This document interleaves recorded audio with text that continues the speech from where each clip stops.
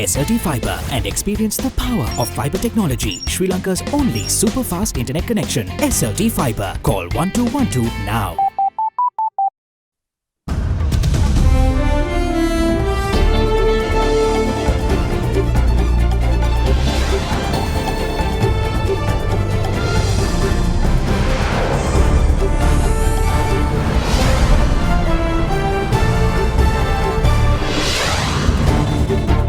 Making headlines tonight.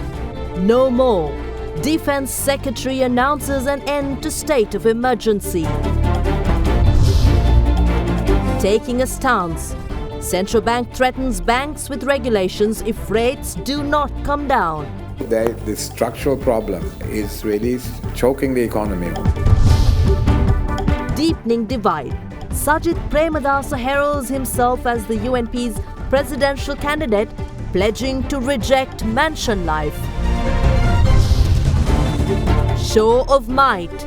Russia showcases world's first floating nuclear power plant. All this and much more coming up on First at 9 this Friday, the 23rd of August 2019. Nama Lifebuoy Cool Fresh සහ Lemon Fresh Menthol සහ Lemon සාරයෙන් 10 ගඳ ඇති කරන සංගුණු විස බීජ වලින් ආරක්ෂා කර ඔබව fresh කරයි. විස බීජ off, fresh එක on. From AdaDerana, this is AdaDerana First at 9. Live from Studio 24 in Colombo. A very good evening and a warm welcome to First at 9, the English news service of AdaDerana 24. I'm Indivari Amwat and we begin with your headline-making top stories. Secretary of Defence retired General Shantha Kottegoda says that the state of emergency which was enforced from the 21st of April will no longer be extended in the country. President Maithripala Sirisena has been extending the state of emergency on the 22nd of each month following the Easter attacks. The Secretary of Defence further noted, quote, in keeping with the powers vested on the President under Section number 12 of the Public Security Ordinance, security forces will be utilised to assist the police to maintain public security, law and order in each district of the country, unquote. Also in your headline-making stories, the Supreme Court today started hearing the reference application directed by President Maithripala Sirisena seeking opinion on provincial council elections. After hours of proceedings, the 5-member judge bench led by Chief Justice decided to forward their confidential conclusion on the matter to the President in the near future. President Maithripala Sirisena recently sought the opinion of the Supreme Court over the possibility of holding provincial council elections through a reference application in a backdrop where the Parliament has not passed the report on the delimitation of electorates.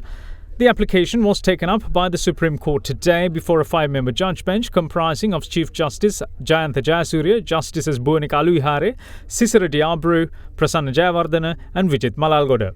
Attorney representing Venerable L.A. Gunawansathera, President's Counsel Sanjeeva Jayawardena pointed out that the delimitation report was defeated by 139 votes in Parliament and a 5-member parliamentary committee was appointed led by Prime Minister Ranil Wickremesinghe to re-examine the delimitation report and they're yet to compile a report.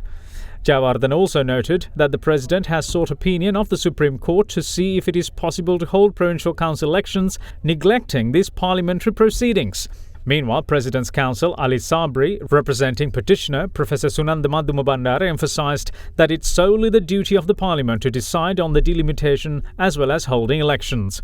He pointed out that the Supreme Court does not have the mandate to intervene in the process and handing the power of holding election to the President is prejudicial. Meanwhile, Attorney-at-Law Kalyananda Thiranagam alleged that the President has sought the opinion of the Supreme Court to deliberately postpone elections. Backing these arguments, however, President's Counsel Nisam Karyappar, appearing on behalf of leader of the Sri Lanka Muslim Congress, Rauf Hakim, said that the President does not have the mandate to seek the opinion of the Supreme Court in this regard.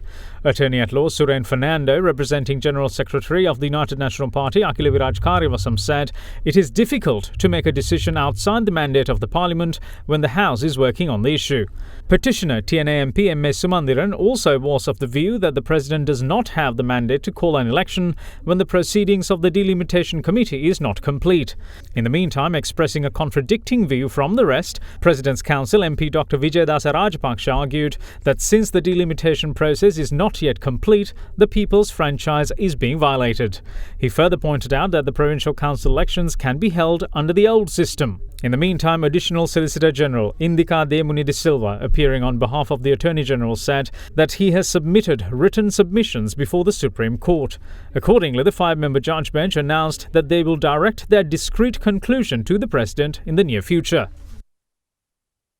Prime Minister Ranil Wickremesinghe believes that if Sri Lanka is to remain a competitive economy, factories must maintain high standards and invest in vocational and technical training. Speaking at an event in Colombo last evening, the Prime Minister went on to say that there is also a need for a job market-oriented training, which requires existing vocational and technical training colleges to be modernized.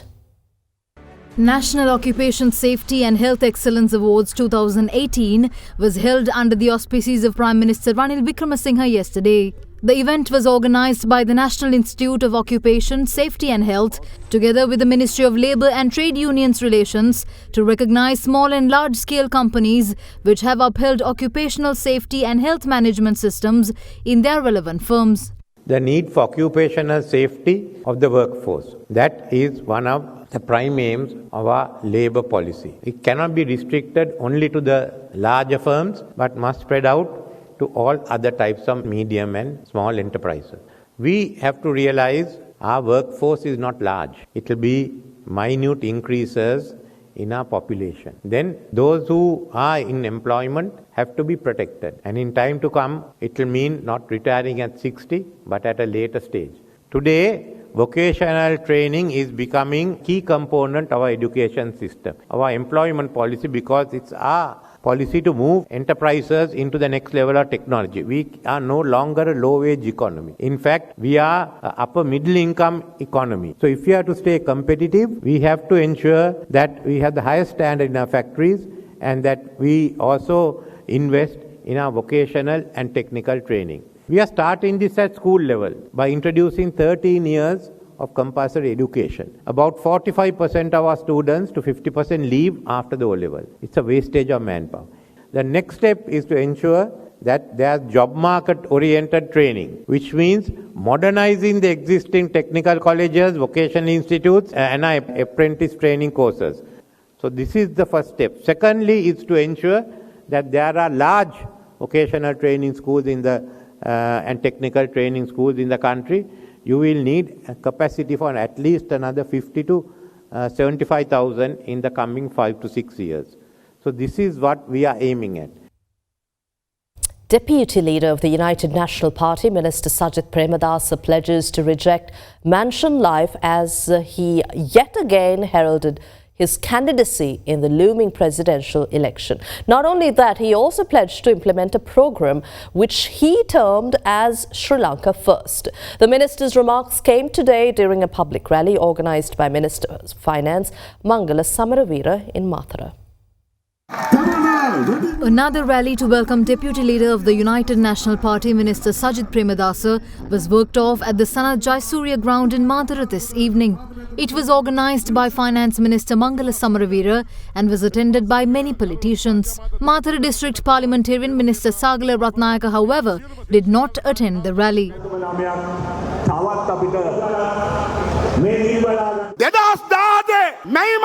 During the 2017 May Day rally at the Sukadadasa Stadium, the Prime Minister said that the party will be handed over to a youth in 2020. That is why we are off this stance. Sajith Premadasa will definitely become the president of this country.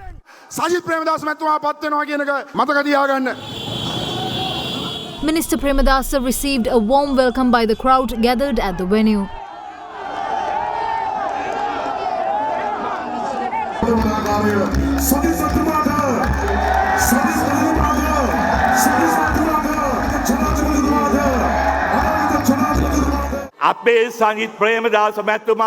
Sajith Premadasa will hand the Rajapaksa regime a defeat they have never tasted before.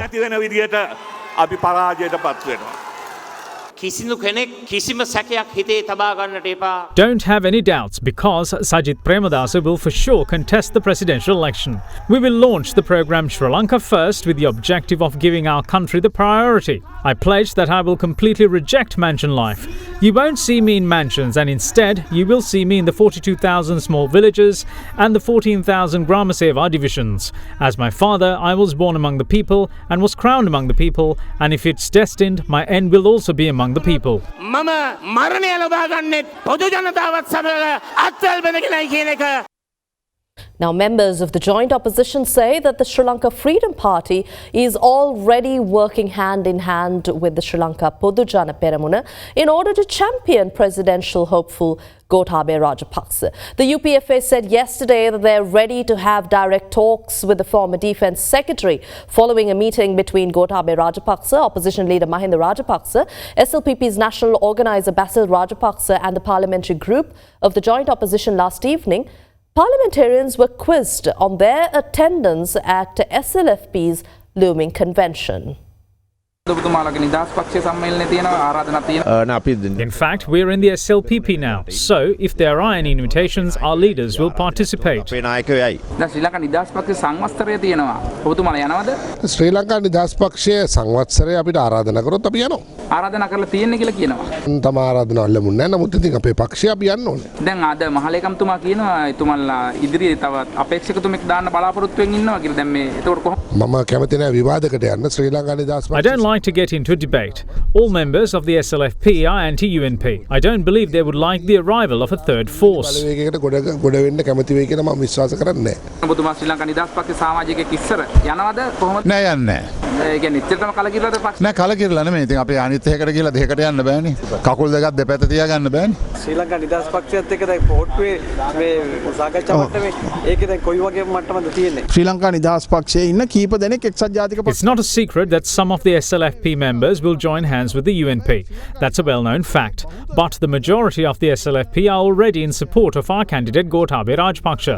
එතුමාවට ගොනු වෙන්න අවශ්‍ය සංවිධාන කටයුතු සිදු කළා. ශ්‍රී ලංකා නිදහස් පක්ෂයේ මහලේකම්තුමා කියනවා එතුමන්ලා ඉදිරියෙන් තව අපේක්ෂකෙක් දාන්න බලාපොරොත්තු. ඊයේ රාත්‍රියේ ශ්‍රී ලංකා නිදහස් පක්ෂයේ The SLFP parliamentary group and our parliamentary group, along with Mahinda Rajapaksa and Gotabaya Rajapaksa, held a function which indicates that they're about to unite.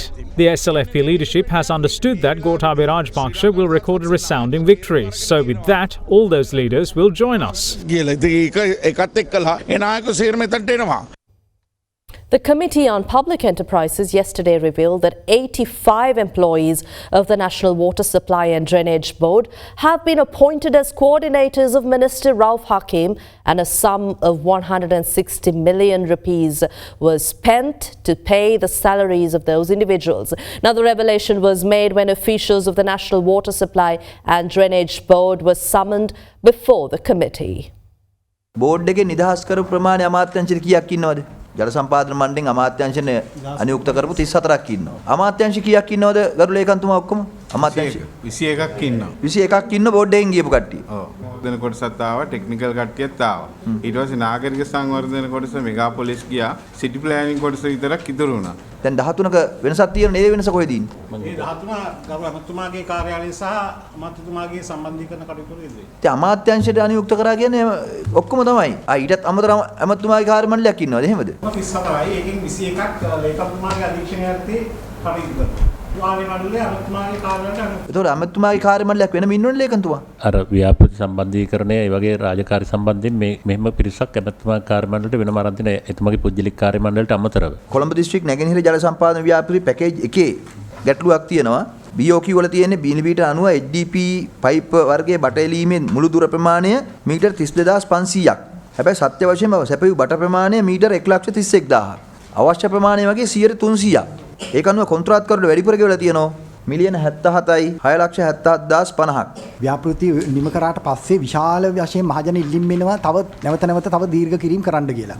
ඉතින් ඒක හන්දා හුඟක් ව්‍යාපෘති වල අපි මේ අවශ්‍ය ප්‍රමාණයට වැඩිය බට ටිකක් ගෙනල්ලා අපි ළඟ තැන්පත් කරගන්නවා ඊළඟට අර ව්‍යාපෘති උරුණාට පස්සේ. 3 ගුණයක් ඉල්ලයි කියලා කවුද තීරණය කරේ? කොහොමද ඒක තීරණය කරගන්නේ? නමුත් අපි දන්නවා මේ ප්‍රදේශයේ අපි ආවරණය කරන බවුන්ඩරි එක ඇතුළත කොපමණ කුඩා. ඉතින් එහෙමනම් ඒක දන්නව නම් BOQ හදන්න ඕනේ ඒ ගානටමනේ. ඒ හැදුවට ඉච්චර විශාල ප්‍රමාණයක් නලෙලාගෙන තරම් මේ කොන්ට්‍රැක්ට් එකේ ප්‍රතිපාදන නැහැ. 2018 දෙසැම්බර් 31 වෙනකොට ඔබතුමාලගේ මූල්‍ය ප්‍රකාශන අනුව වර්ෂ අවසානයේ ගෙවිය යුතු මුළු දේශීය විදේශීය ණය වටිනාකම මිලියන 1 ලක්ෂයක්. එය 2017 වසර හා සසර විට 50%ක වැඩිවීමක්. අතර ගතොත් ශ්‍රී ලංකන් එකට වඩා හපන් වෙනවා මේක මෙහෙම ගියොත්. President Maithripala Sirisena is of the view that small and medium-scale construction industry is affected by wrong decisions taken by certain politicians. The head of state made the remark while addressing an event in Colombo today.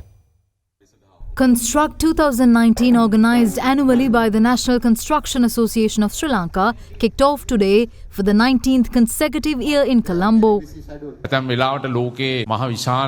Although people of this country dream of huge construction projects like the ones done in other countries, we have to take into account the limited space we have in urban development. I believe that the private construction sector is ahead of the public sector in terms of quality. Apart from the CECB, which belongs to the government, other public entities will take around 10 years to complete a project which should be completed in 2 years. We also know that the medium and small-scale constructors are negatively affected by political interference and wrong decisions taken by certain politicians. Therefore, I'd like to say that as the state, we are ready to discuss any of your issues and resolve them to move forward. Also in the news, Parliamentarian Faisal Kazim and Saeed Al-Zahir Maulana of Sri Lanka Muslim Congress, who resigned from their ministerial positions in the aftermath of the Easter Sunday attacks, were sworn in as state ministers once more today. The two state ministers took oath before President Maithripala Sirisena at the Presidential Secretariat. MP Faisal Kazim was sworn in as the State Minister of Health, Nutrition and Indigenous Medicine, while MP Saeed Ali Zahir Maulana took oath as the State Minister of Primary Industries and Social Empowerment.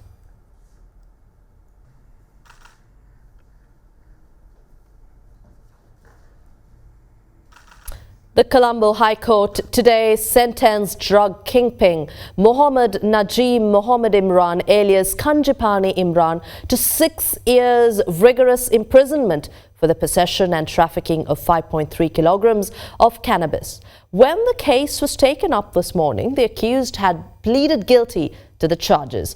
Accordingly, the court sentenced Kanjipani Imran to 6 years rigorous imprisonment, 3 years for each charge of possession of cannabis and trafficking. The charges date back to year 2013, and the suspect was arrested along with drug kingpin Markandure Madush in Dubai during a raid carried out at a party which involved drugs on the 5th of February this year.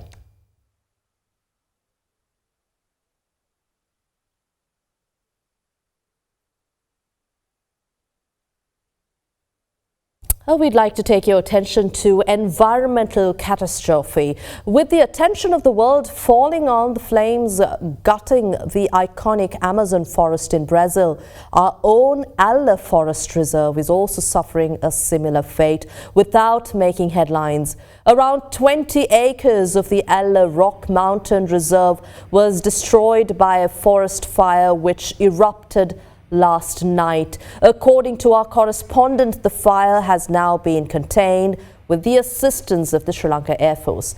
The Department of Wildlife and residents in the area commenced operations to control the flames since last evening. Now, the forest fire, however, continued to spread owing to strong winds experienced in the area. Speaking to AdaDerana Assistant Director of the Disaster Management Centre in Badulla district, EML Udayakumara said that those travelling along the border of the Alla Rock should be vigilant for debris that could fall along roadside due to the destruction caused by the fire.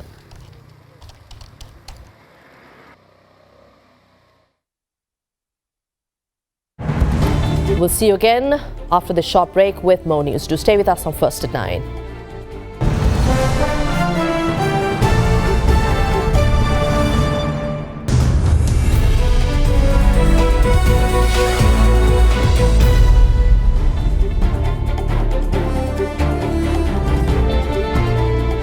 We're welcome back. As the central bank reduced its policy interest rates by 50 basis points today, it warned of holding financial institutions accountable if steps are not taken to reduce lending rates in line with the reduction already observed in deposit interest rates and the country's inflation rate, which has been anchored in the desired 4 to 6% range. Speaking to media today, Governor of the Central Bank, Dr. Kumaraswamy, highlighted that the central bank has recommended the imposition of appropriate caps on market lending rates of financial institutions if the intended reduction is not realized within specified timeline. Touching on the growth rate of the country, the governor went on to say that they expect the growth in the second quarter to be at 2%, while noting that the country continues to experience an output gap in the economy. The Monetary Board of the Central Bank of Sri Lanka at its 5th Monetary Policy Review meeting this year decided to reduce the standing deposit facility rate and the standing lending facility rate of the central bank by 50 basis points to 7% and 8% respectively. Speaking to media today, however, Governor of the Central Bank, Dr. Kumaraswamy, said that growth levels remain sluggish as the country continues to experience an output gap in the economy. We continue to have an output gap. The potential growth rate is 5%. The current projection for growth in 2019 is 3.1%. And output gap stabilization is an important concern in a flexible inflation targeting regime. We've also seen credit growth and monetary expansion come out below where we would like them to be. And as far as the current account is concerned, the deficit was 3.2% last year. We originally projected 2.3% for this year. Then after the Easter events, we pushed it up to 2.6%. But our latest thinking is that it may actually come out even less than 2.6%. Our gross official reserves are now about 8.4 billion. We have projected that we will finish the year with about 8.2 billion. So even if this money goes out, we will have a level of gross official reserves. Our rule of thumb is that we should have about 6.5 billion gross official reserves, which is about 3 months. We'll end up with higher than that. Inflation expectations are well anchored, and the outlook is that we will probably have inflation closer to the lower bound of our 4 to 6% target going forward. Dr. Kumaraswamy further pointed out that the central bank will monitor the developments in market lending rates, which he says is not at a satisfactory level, despite inflation rates having been anchored in the desired 4 to 6% range.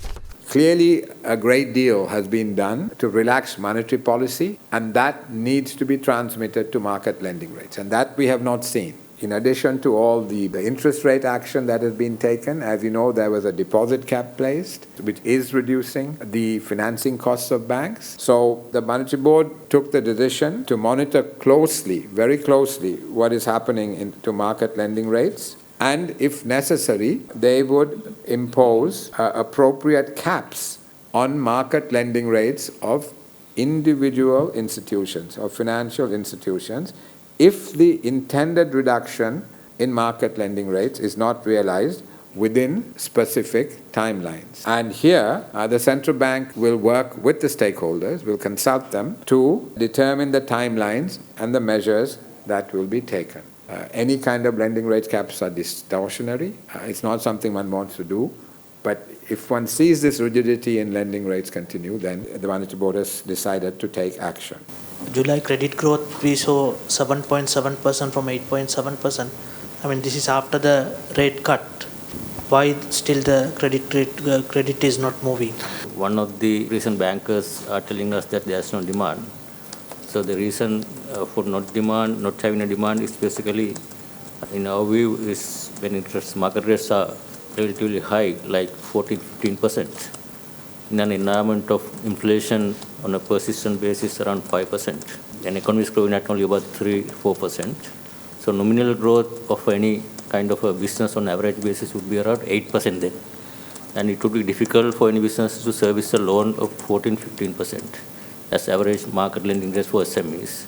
And this is the structural kind of issue that we are facing now in low inflation environment.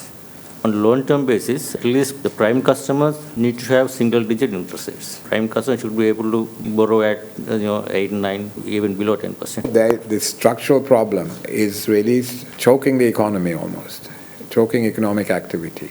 There is no way, real interest rates should be so high. And with the deposit cap, the existing stock of deposits are now being repriced at a lower level. So given all that, this transmission has to take place. Taking to the Colombo Stock Exchange, the benchmark all-share price index closed 0.1% lower, with the index posting a gain of 0.07% this week after posting its first weekly decline in 8 the previous week. Market recorded turnover of 281 million rupees and foreign participation was also subdued. Here's a brief look at today's market performance. During the week, the ASP gained 0.1% due to price gains in counters such as Ceylon Tobacco Company, John Keel's Holdings and Lion Brewery. The S&P SL20 decreased by 0.1%. The average daily turnover for the week was down from last week to 509 million rupees. The foreign participation during the week remained at subdued levels, with foreigners closing as net buyers, where foreign purchases accounted for 18% of the total weekly turnover. A net foreign inflow of nearly 29 million rupees was recorded for the week. Out of the weekly turnover, crossings accounted for nearly 35%, which was a higher proportion than last week. The Sri Lankan rupee, in the meantime, fell for the 5th straight session today, with the currency ending 0.2% weaker at 181.24 against the US dollar. Here's a look at today's foreign exchange rates.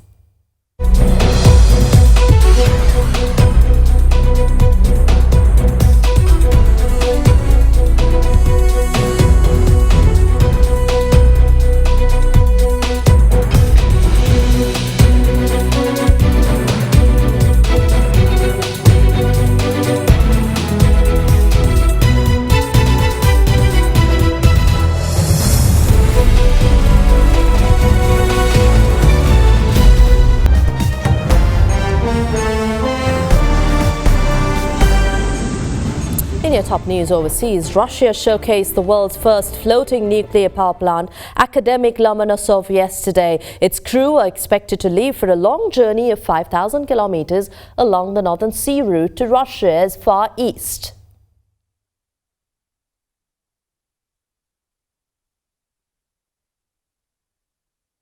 Also in international news, Brazil's President Jair Bolsonaro says that the government lacks the resources to fight a record number of wildfires burning in the Amazon rainforest, weeks after telling donors he did not need their money. Government figures show that fires in the Amazon have surged 83% so far this year, compared with the same period a year earlier. On Wednesday, Brazil's President Jair Bolsonaro said that non-governmental organizations were behind the fires.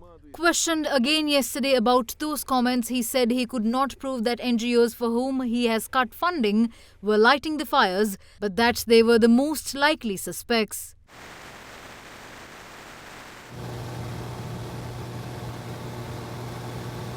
The firebrand right-wing president has repeatedly said he believes Brazil should open the Amazon up to business interests to allow mining and logging companies to exploit its natural resources. Brazil is facing growing international criticism over its handling of the Amazon, 60% of which lies in the country.